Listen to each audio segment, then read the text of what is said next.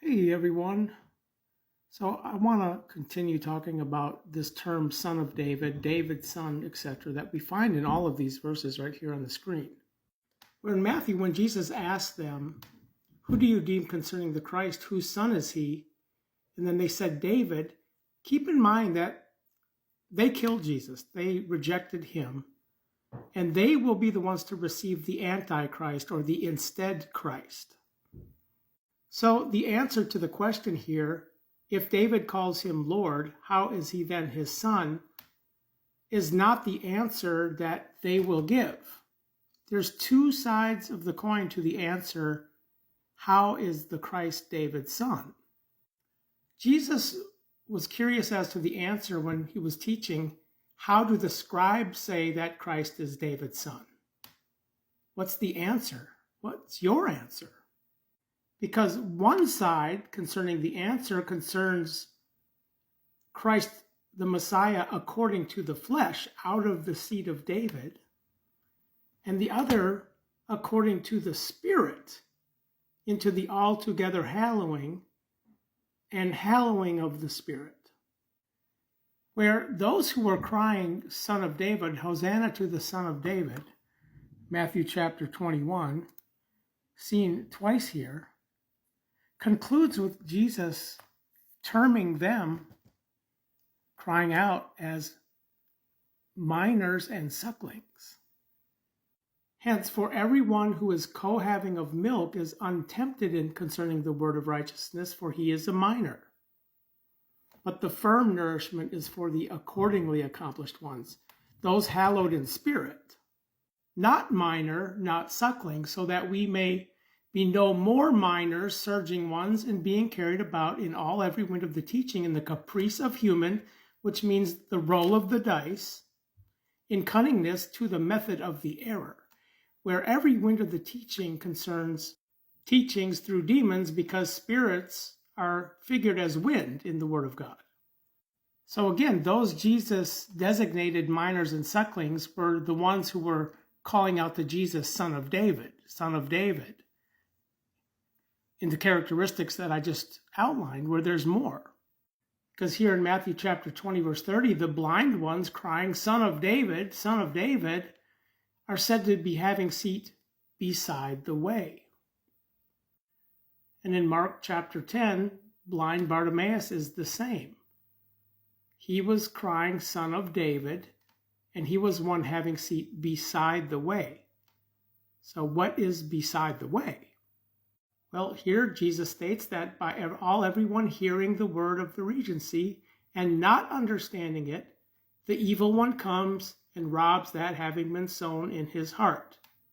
This is the seed having been sown beside the way, which the seed is the word of the regency, the word of God, the heralded.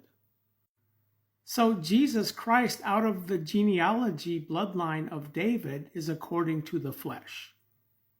Where the blind, crying, have mercy on us, Son of David, were also disposed to the flesh, seeking healing for their physical eyes, which the according to your faith here, your faithing, would be the context of John 4:48. Hence Jesus said to him, if you do not perceive signs and wonders, you do not faith. Meaning you faith based on signs and wonders. Where, like the blind who were seeking the Lord for the healing of their flesh, their physical eyes, Jesus says, you do not seek me, therefore, since you perceive signs. So the answer Jesus is seeking from those asking, how is the Christ David's son, is according to the Spirit. Hence, he says to them, Jesus said to the Pharisees, how does David in the Spirit call him Lord? Where they're deeming the Messiah to come as a human, who's the human of lawlessness who will come in the last days and be received, just like those crying Son of David, Jesus calls suckling and minors and sucklings, untempted in the word of righteousness, etc., etc. So this scene here, the receiving of Jesus Christ, the human, flesh and blood, is allegorical to the coming Antichrist. The human of lawlessness. Human, flesh and blood. Anthropos. Which this is translated man in most other translations, but the word man for the designation of a male is aner in the Greek, not anthropos. So this is an important key word in this designation as the Antichrist, or instead Christ. So when we come back to the healing of the two blind ones, the resentful in here, enbrimomai, is an inward emotion Jesus had on account of them. Why? Because they were disposed to the flesh. Why were these blind ones disposed to the flesh? Son of David, according to the flesh. Well, because the Pharisees and Sadducees, the scribes, the blind leaders on the way, were leading the blind ones into a pit. And the pit is a figure of the third watch time of Luke 12:38, where the one last sheep will be lifted up. This is the cause for resent, the disposition to the flesh, of which the Pharisees could not answer correctly. For when Jesus said, "Whose son is he?" they say to him, "Of David," but they were not talking according to the Spirit. They murdered and staked the Son of Human. This is how the Pharisees, the Sadducees, see the coming of their Messiah, the Christ.